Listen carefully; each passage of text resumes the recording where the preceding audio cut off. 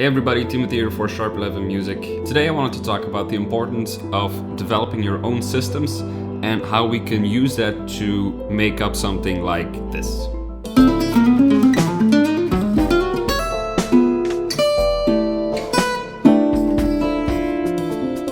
So I'm gonna show you two examples and then I'm gonna break it down and explain what's happening. To start off, here's a tune I wrote about 4 years ago.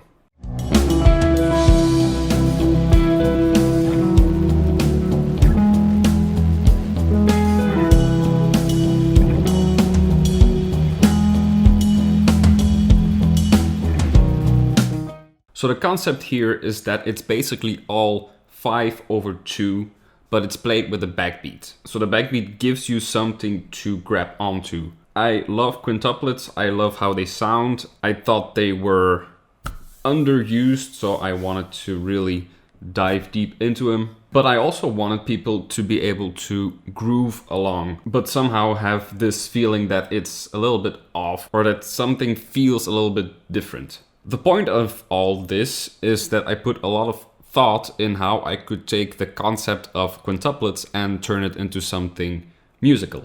Now, our second example is this.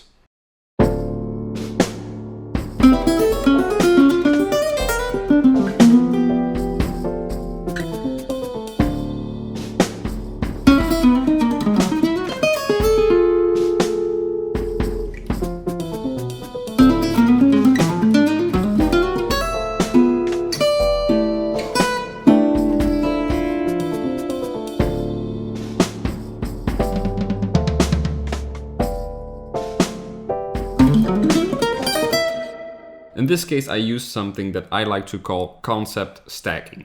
And this is pretty much the opposite of what we talked about 2 weeks ago in the bebop line video. This thing is very much based on modes and scales and that stuff. So for example, last week we saw Tim Miller, and he has this approach of 2-1-2 arpeggios, which I think is a great tool for achieving fluidity and agility, not only physically, but also in being able to rapidly pivot from sound to sound. So the first thing I did is I came up with a couple of 2-1-2 arpeggios that I liked. I decided to go for just D minor. So I came up with 3 different shapes in 3 different positions. And then I paired it to the concept of planing or side slipping or however you want to call it. So I'm going to take the arpeggio that I like, that I chose, that I made, and I'm going to be able to slide up 1/2 step and down 1/2 step. So E flat minor and C sharp minor are also in the game. Then I also paired it with something I learned from Alan Holdsworth, and that is the concept of seeing a pool of notes that you just have access to. So it's not like I'm going D minor and then into E flat minor and then back again, but they all exist at the same time. They're all available at the same time.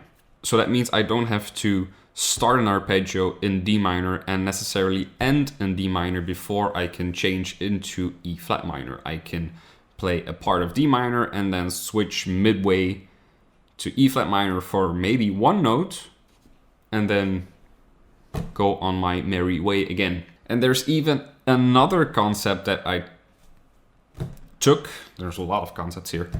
And that's basically the concept of structures. So if you see these 2-1-2 arpeggios, they have a very specific shape.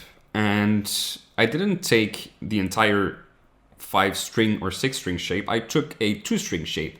And I moved that around because I also saw that coming back again and again in all the Holdsworth solos. So I just fooled around with that, and these are the lines that I came up with.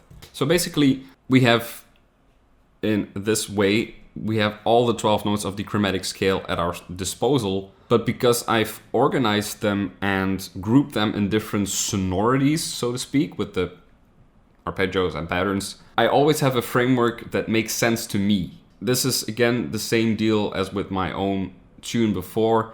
I love that the weird sounds and the outside sounds, and I am trying to develop a system of my own which works for me from the things that I learned by transcribing all those weird solos. I'm not necessarily trying to copy exactly what people are doing. I'm trying to extract concepts or principles and then see what I can do with them, see how these things click with me. And that's also the value of trying to play one of these solos or all of these solos. Like every time we learn to play one of these transcriptions ourselves, there's always someone who has a comment on it, like, why don't you come up with your own thing and blah, blah, blah, blah, blah. But they are missing the point and missing the value of learning that. First of all, we're drastically improving our technique because this stuff is hard. We're learning concepts. We're exploring new territory that we probably or maybe wouldn't have come up with ourselves. And by doing all of that, we can go into different directions and explore new pathways. If I didn't tell you how I came up with this system, chances are you probably wouldn't have guessed it. I don't believe in idolizing or worshipping people. I have a tremendous amount of respect for certain artists and their abilities, but I don't think that they have any supernatural powers or that they can calculate a bazillion things at one time to be able to come up with something crazy. What I believe these people have is a system, something that works for them and their own very personal way of dealing with that kind of material or a certain progression, or just it's their way of playing. And I recently heard a teacher say that people who are playing very fluidly and playing all these crazy things and modulating and all that stuff are not thinking about more stuff than you, they're thinking about less stuff than you. So, and that's something I really agree with, and I really think there's something to that. So I would say study, practice, try to discover as many things as you can, and then find a system of your own. If you're interested in a lot more material also about this stuff, go and check out Patreon. Like, subscribe, comment, all that good stuff, and I will see you guys next time.